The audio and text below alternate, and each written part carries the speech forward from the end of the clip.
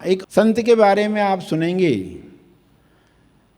वो ऐसा कॉबलर था जिसका काम लोगों को काबिल बनाना हो गया।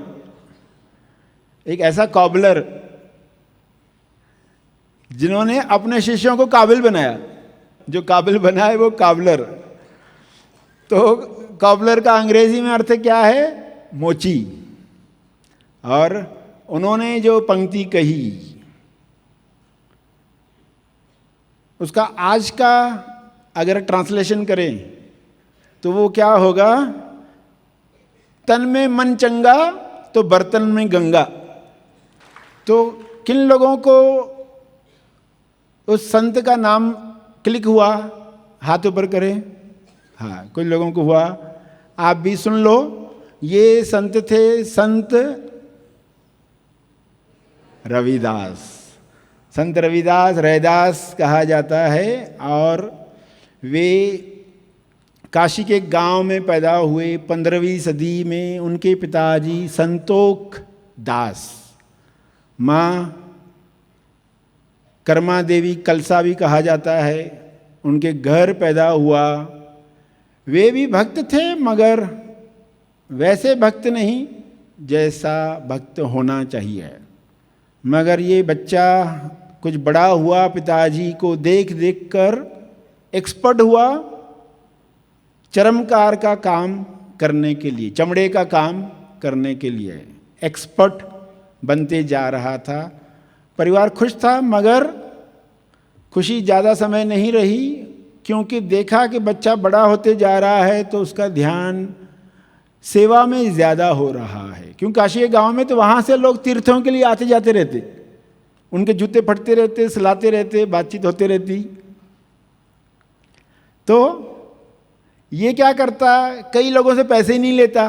कोई साधु संत है, पैसे ही नहीं लेता, किसी को नया ही दे देता। तुम्हारा तो बहुत ही खराब हो गया, तुम्हारा तीर्थ कैसे होगा ठीक से, ये नया लेकर जाओ। अरे हमारे पास पैसे नहीं आए, ले जाओ ले जाओ।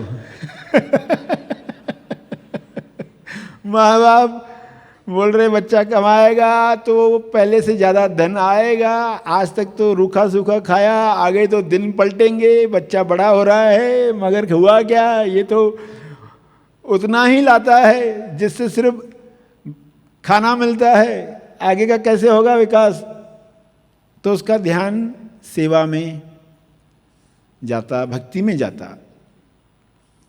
तो उन्हें वो पसंद नहीं आने लगा। तो आप जानते हैं कि माँ बाप क्या टोटके इस्तेमाल करते हैं ऐसे वक्त पर।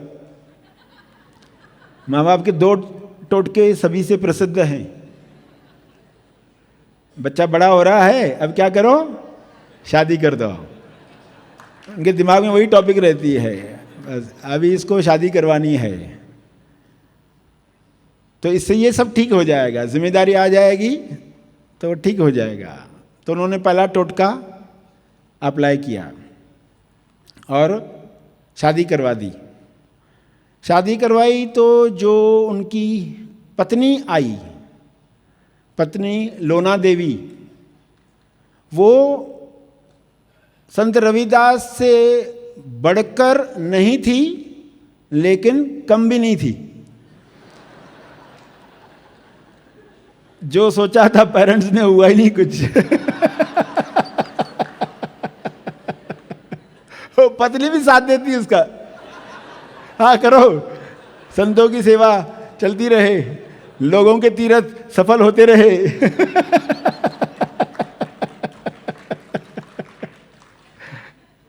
माँ बाप का टोटका फेल हो गया, बड़े दुखी हो गए। अरे हमने सोचा था, अब क्या किया जाए? काफी दिन इंतजार किया, आज नहीं तो कल कुछ हो जाएगा, मगर कुछ हुआ नहीं।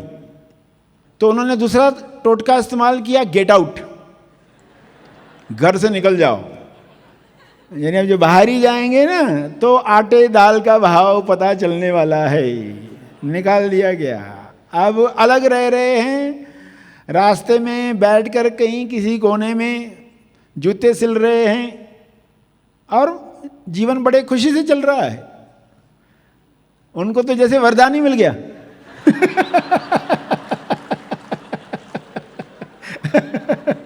श्री राम कैसे खुशी से गए वनवास, ऋषियों से मुलाकात होगी, साधुओं से मुलाकात होगी, ज्ञान चर्चा होगी, समाधि की बातें होगी। खुश हो गए। तो ये तो बहुत आनंद में है। देखो संत रविदास ने किसी ऊंचे कुल में जन्म नहीं लिया।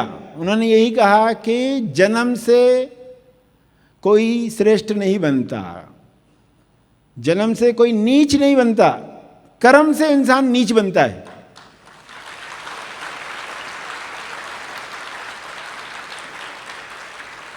कर्म नीच बनाता है, कर्म श्रेष्ठ करो, कर्म मुक्ति दिलाएं। तो इसलिए वे अपने कर्म के साथ डटे रहे। तो किसी बड़े कुल में पैदा नहीं हुए, उन्होंने चरमकारी का काम कभी नहीं छोड़ा, उन्होंने कभी गृहस्थ नहीं छोड़ा, उन्होंने कभी संन्यास नहीं लिया, और इन सब के ऊपर एक काम नहीं किया। वो क्या था? उन्होंने कभी बुढ़ापे का इंतज़ार नहीं किया। उन्होंने कभी बुढ़ापे का इंतज़ार नहीं किया। किस लिए नहीं किया? भक्ति के लिए।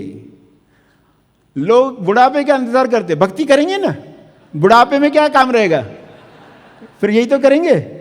तो लोग बुढ़ापे का इंतज़ार करते हैं भक्ति करने के लिए। और रविदास ने कहा भक्ति करने के लिए बुढ़ापे का इंतज़ार मत करो, जिस भी उम्र में हो भक्ति शुरू करो। आज के युवा लोगों के लिए मैसेज है।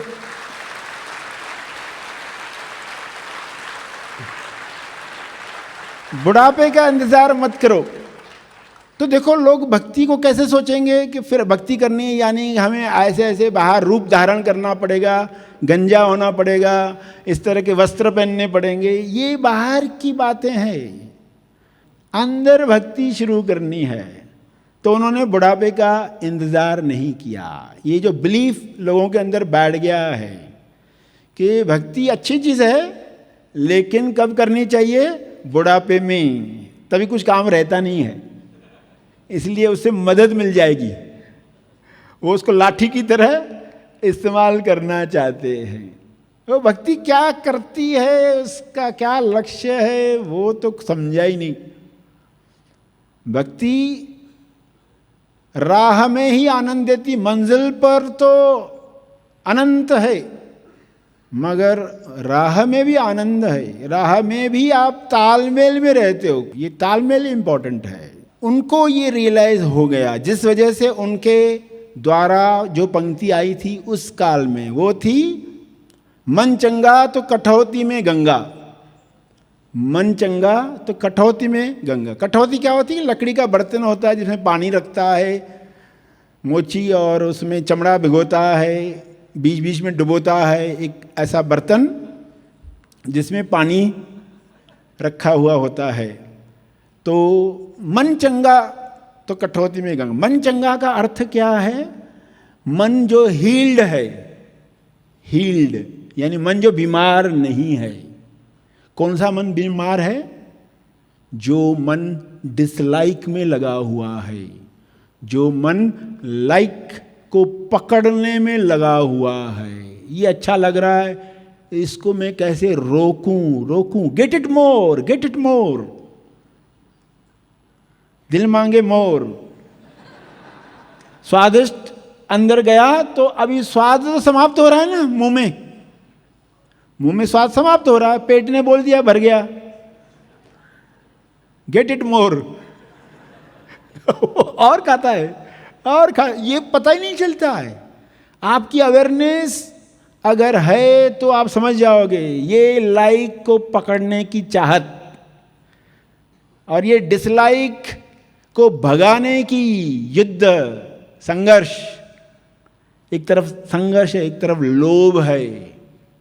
इस दोनों के बीच में मन बीमार है, और बीमारी को देखकर भी हम अनजान हैं, उसको बीमार कह ही नहीं रहे।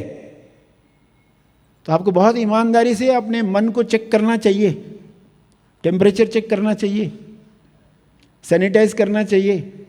आप मन को सैनिटाइज करो, आप क्वारंटाइन में इन मन से ध्यान करवाओ, छोटे टाइम के लिए ही सही, उसको अलग करो, उसको लाइक डिसलाइक का खेल दिखाओ कैसे तुम कर रहे हो। और जबकि ये टेम्पररी है, परमानेंट होता ना तो तुम करते रहते चलता। जो अकायम चीजें हैं उनके लिए तुम क्यों इतनी सरफोड़ी कर रहे हो? ये जा ही रही है, पकड़ो मत। जो वर्तमान में आ रहा है उसके साथ रहो, जो जा रहा है उसके पीछे मत जाओ। वर्तमान में जो आया है उसके साथ रहो। उसका एक बार आपको आनंद आने लग गया तो आप इस खेल से आउट हो गए, खेल से आउट हो गए। नहीं तो अप डाउन चल ही रहा है, आप बाहर हो गए, आउट, इनसाइड आउट, अंदर से काम हो गया। क्योंकि ये अंतर्मन को अंदर से दिखाया आपने। देखो ये अकायम है, मन चंगा होने लग जाएगा। चंगे मन के चमत्कार जो होते हैं रविदास के जीवन में लोगों ने देखे, उनका मन था चंगा। तो फिर उनके जीवन की घटनाओं से आप स्वयं के मन को चेक करो, उसको चंगा बनाओ, उसको हीलिंग दो। हीलिंग जब आप जाने देते हो, और मैं स्वीकार करने को तैयार हूं, मैं अप्रूव करने को तैयार हूं, स्वयं को भी आप प्रेम देते हो, वो हील होने लगता है। जाने दो करते हो, हील होने लगता है। जो पकड़ रहा है मन ने, उसको कहते हो तो बीमार मन है इसलिए पकड़ रहा है, उसको जाने दो। और देखो क्या खोते हो, देखो तो सही खोते क्या हो। तो ऐसे उसको प्यार से समझाना है, उसको प्यार से समझाना है, उसको जाने देना है, तो ये मन चंगा होगा। और उसके जो पावर्स हैं सब मैनिफेस्ट होंगे आपके जीवन में। इस मन को चंगा करने के लिए आप सुन रहे हैं, और रविदास उसी मन से काम करते थे। लोगों के जूते सिलते थे, ठीक करते थे। देखो हर एक सोचे मैं जो कर रहा हूं मैं कितना अच्छे से अच्छा कर सकता हूं। आप उतना नहीं भी कर पाओ, मगर क्या ईमानदारी से आपने आपका बेस्ट दिया कि नहीं दिया? जो कर्म आप कर रहे हो, पहले तो उसको छोटा मत समझो, क्योंकि कर्म से कोई नीच नहीं होता है। जो भी छोटा काम हो, आपका झाड़ू लगाने का काम हो, वो छोटा काम नहीं है। आप वो काम करते वक्त मन में क्या ख्याल रखते हो, आप किस तरह का कार्य कर रहे हो। लोग जो वहां से गुजरेंगे कोई नहीं फिसलेगा, लोग अपने लक्ष्य को प्राप्त करेंगे। क्या आप अर्थ देते हो इस बात को? अर्थ आप देते हो, आप अर्थ बदलो। अगर आप सोच रहे हो कि ये झाड़ू लगाने का काम है, ये भी कोई काम है क्या? जिंदगी भर चूल्हे के सामने रहेंगे, ये भी कोई काम है? तो लोग जो ना अपने अपने काम को छोटा समझकर, मैं तो क्लर्क हूँ, ये तो पेपर वर्क करते रहता हूँ, इसमें क्या। मगर उस काम में भी आप नया अर्थ जोड़ सकते हो, सेवा जोड़ सकते हो।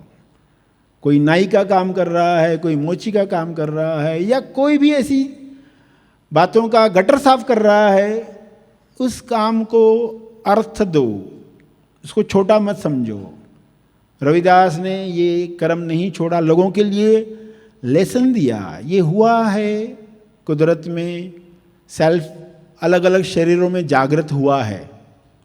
सब तरह के एग्जाम्पल, महिला में भी पुरुष में भी, नीच जाति का हो ऊंची जाति का हो, लंगड़ा हो लूला हो, अंधा हो बहरा हो, सब तरह के शरीरों में, इवन पागलों में तक। लोग पागल ही समझते रहे उनको, मगर वे पागल नहीं थे। सेल्फ ने साक्षात्कार किया है अपना, तो वे एग्जाम्पल्स बने हैं। रविदास कैसे उदाहरण बने। मन चंगा तो हर जल गंगा, बाहर गंगा देखनी है तो पहले अपने मन को साफ करो, उसे स्वस्थ बनाओ। आपकी जाति, कुल, खानदान, पद जो भी हो, अगर आपका मन निर्मल, करुणावान और भक्तिमय है तो मुक्ति के लिए किसी बाहरी गंगा स्नान की जरूरत नहीं। यह सिखावनी है ज्ञान गंगा के भगीरथ संत रविदास की। मध्यकालीन युग में जब समाज धर्म के नाम पर धर्म को पूरी तरह छोड़कर असंतुलित हो रहा था, ऐसे में भारतवर्ष की पावन काशी नगरी में एक संत का जन्म हुआ। ये संत आजीविका से मोची यानी कॉबलर थे, मगर साधारण कॉबलर नहीं, ऐसे कॉबलर जिन्होंने बहुत से लोगों को काबिल बनाया। जो उनके संपर्क में आया वह काबिल बन गया।